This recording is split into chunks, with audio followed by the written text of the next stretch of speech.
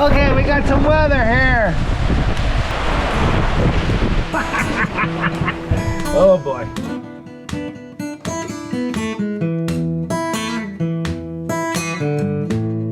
Well, all right then, even with the forecast of rain, it is dry here today, and I've set up the bench again to get busy putting the thwarts and the rest of the cockpit back together. One of the first things I have to do is arrange a permanent system to strap down the bench sides, which is simply going to be a stainless steel threaded eye into the structure in the bottom of there, because of course the sole is relatively temporary. Worse than that, shortly after that we're going to put on some nice spruce dams around the outside of the sole to make sure that sawdust and tools and other things don't roll off into the bilge as they have been for years.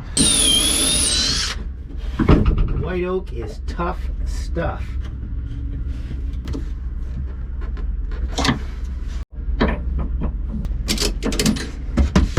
Love it. Okay then. First actual use of the bench. 5 degrees to match the bulkhead. Now, because of the way this piece is going to sit underneath the sides of the lockers, I want to make sure they drain off a bit, so I'm just going to put a little chamfer on the top edge, nothing too exotic, and cut it down to the height that just barely fits, which I've set up chamfer and fence all in one.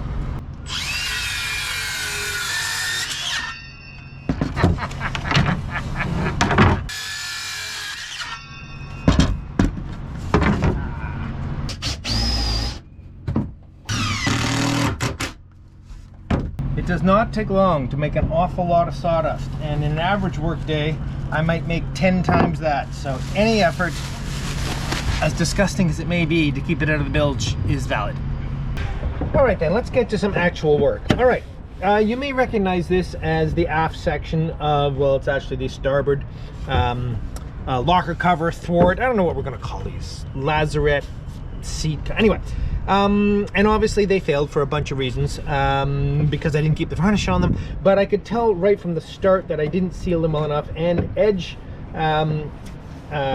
joining planks just wasn't going to work in an outdoor environment. So what I'm going to do, and I think I mentioned this, I'm going to take the circular saw and rip these out to a 1/4 inch or so 3/16 gap, very much like a teak deck, and then put a back rod in and caulk it with a flexible sealant, probably 291, and sand it flush, revarnish it, and hopefully then if I get lots and lots and lots of varnish both on the top and the bottom, this actually only has a little, it won't pick up too much moisture in the future, but what it does, it'll able to just compress that material and hopefully keep it from cupping too badly. Anyway, that's the plan. But what I have to do first is add another one of these supports. I don't know why I never did in the first place, so I just need to rip up a little spele and make a couple more of these pieces.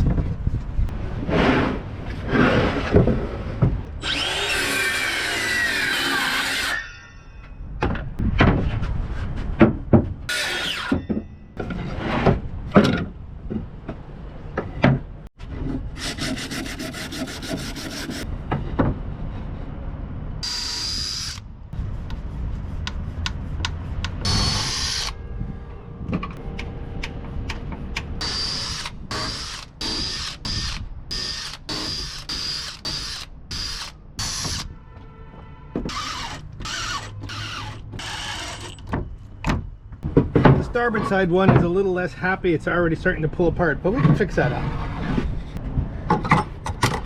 Okay.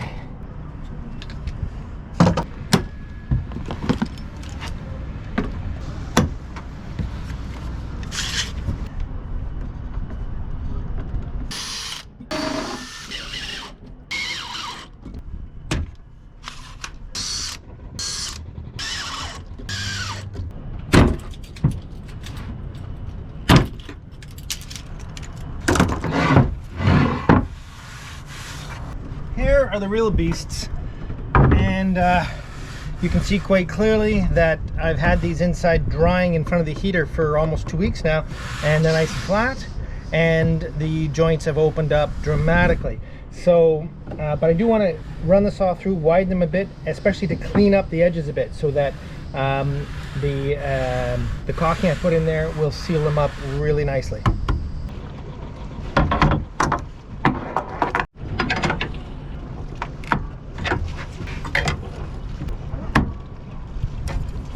Mustn't forget to set the blade for 3/4 of an inch. All right, here we go.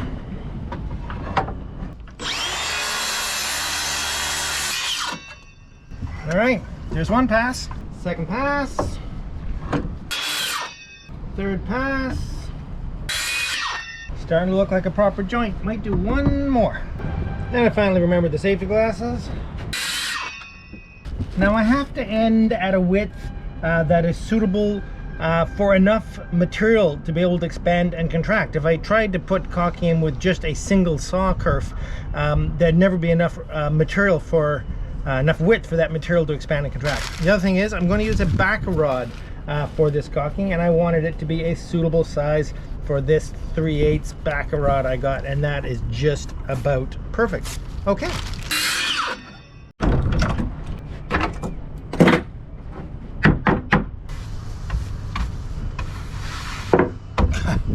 Gosh, I love this bench.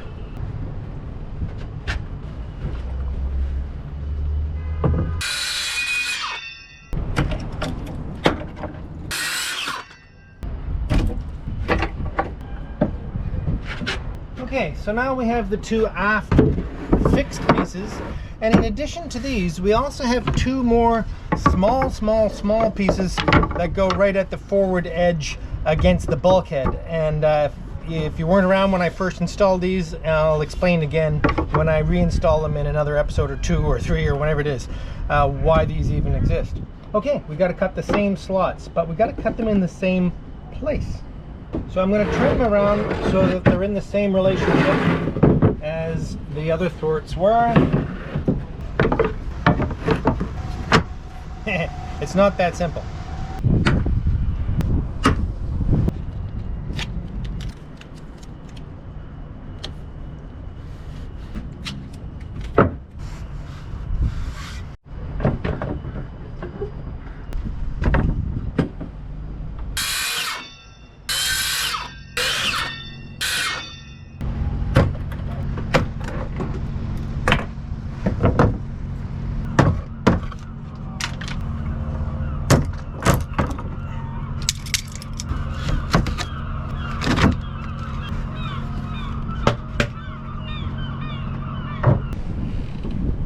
Okay then, because I am going to put a sealant in here, basically caulking, I really want it to stick as well as possible to this wood. So I really want it to stick. So what I'm going to do, actually, I have gone on the Sika website and determined that this primer, which is called Sika Multi-Primer Marine, is exactly the stuff to put on teak, mahogany, etc., to vastly improve the adhesion qualities of Sikaflex products. So I'm really hoping that's going to make the difference. This little teeny tin is $35, so I'm hoping it's really good stuff. The only way I can really imagine to put this stuff on is with a Q-tip. So that's what I'm going to do. Because I'm only going to bond the Sikaflex to the very top 1/4 inch or so, I only have to get this primer on the top little bit of the joint here. So this is actually working quite nicely.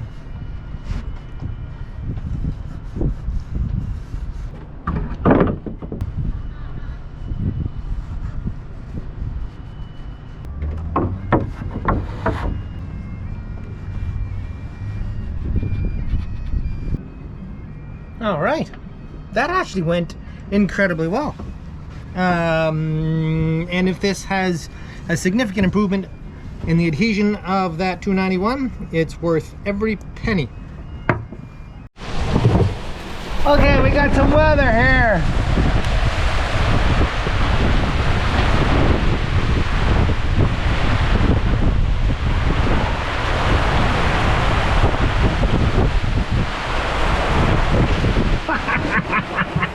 Oh boy. there. In a couple of days since I've been able to get back to this project, we've had some absolutely horrific weather. Unbelievable rain and windstorm, hail even. And it's April, which is pretty unusual for Victoria. Okay, just a quick recap. You saw me put this primer on, which is the Sika multi-primer marine, and I think this is going to be the trick. I'm really quite excited about it. I've done quite a bit of research on it, and I think it's going to make sure that the Sikaflex product that we put down in here is going to really stick. So let's recap what I'm up to here. I'm going to begin by using a backer rod, and this is basically from the construction industry. In construction, when we caulk a deep joint like that, we won't caulk it all the way through, because what it means now is that the joint is now much deeper than it is wide. So if this is going to flex by expansion and contraction, it's very difficult for that much of that flexible material to be able to draw in and not tear off the sides. If the actual depth of the actual caulking joint is roughly square, the same height as the same depth, and it's not stuck to anything in the bottom, some people call that a three-sided bond, and it's much more likely to be able to be elastic in that joint. So the way this is done in construction is you take this foam, which looks like an itty-bitty pool noodle, and you pack it in the joint down low, and you get it down below so that the remaining gap is roughly the same depth as it is wide. And because the sealant will not stick very well to this, you won't have a three-sided joint. So now, which sealant? Okay, those of you who've been following along know that I am quite fond, and this is not an endorsement, by the way, of Sikaflex 291. This is a very useful all-around sealant. The main reason it's good, well, for starters, it's a good product, it's reasonably priced, it's sandable, and it's paintable. Now, all those characteristics would make this great. If it was really reliable and had good UV protection and stayed stuck, well, I'm not sure this is all that good in the sun. So I'm going to try a different product for this particular project. This is Sikaflex, again, 295 UV ultraviolet. Now, this product is primarily designed to put plastic windows into boats because this does not stick very well to acrylic and polycarbonate, and this apparently does. But it also has other features about it that might be really handy to me, and that's these two letters right here. It's ultraviolet protection. Now, it also means it has to be available in black. In other words, if it's going to be useful to me, it has to be available in black, which it is. It has to be sandable and paintable, and it took a lot of research to find that out, but it is indeed also sandable and paintable, because if I'm going to put it in here, I have to be able to sand it flush eventually, and although I'm not painting it, I would be grateful if the varnish that I put over everything did stick to it. Now, the truth is, if it's going to have to expand and contract, that varnish is going to crack, but maybe only slightly like a glaze. Anyway, I'm hoping that's not going to be a huge issue. Now, many of you who are familiar with what I'm going to do are going to say, well, Peter, there is yet another product that is ideal for what you're doing, and it's Sika 290, and that is the base product to put in for teak decking, and pretty much exactly the sort of work I'm doing here. However, it's currently unavailable, at least anywhere around here, because of supply chain issues with the cartridge, apparently. Sometimes the perfect tool is just right under your nose.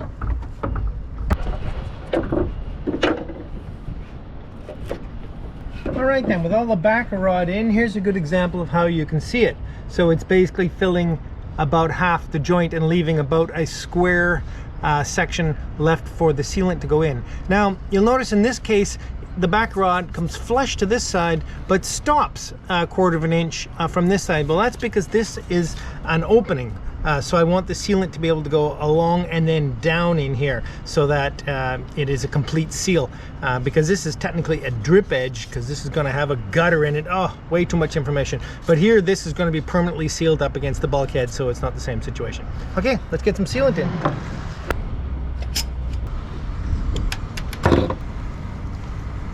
Okay.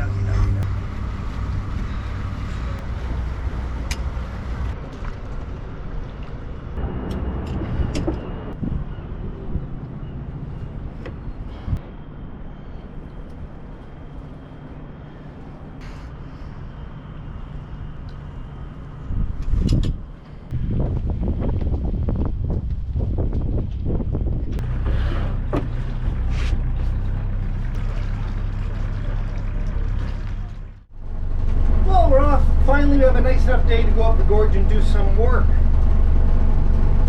Absolutely thrilled. I love this boat.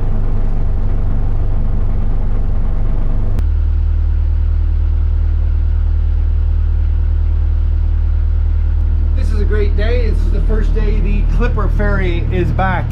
That's a high-speed cat that offers downtown service, Victoria to Seattle.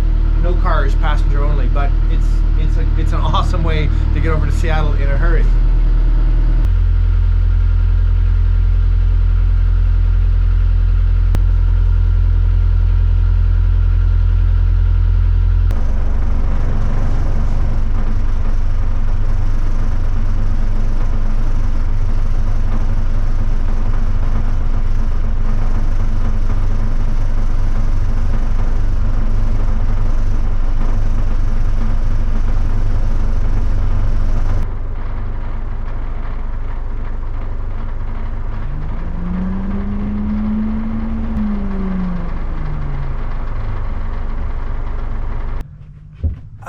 My lovely Parkland workshop. I am so looking forward to getting these sanded. I did just a couple of little bits of hand sanding back in the harbor to see how well it was going to come up, and I'm really happy with it. Okay, let's get going. All right then, sander with some 40 grit and the vacuum, and we're off to the races.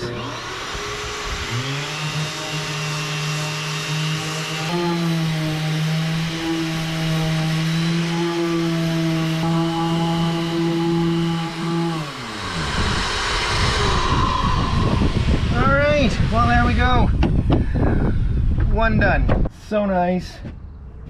So miserable. This is satisfying. All right, let's dig in.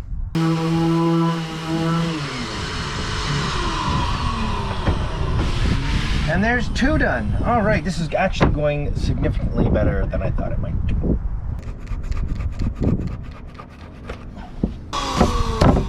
Coming along.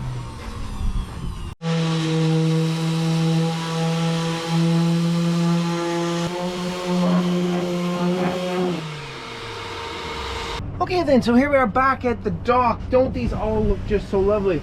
I laid them out because I thought I was going to oil them tonight, but I don't think I will actually, because there's a few other little tweaks I need to do, especially to these pieces that should be done before they were oiled, but it's so tempting. But anyway, on the whole, in fact, entirely, I am so thrilled with the way this turned out and the way it looks. And next week we'll get it back installed with its hinges and all kinds of good stuff. See you next week.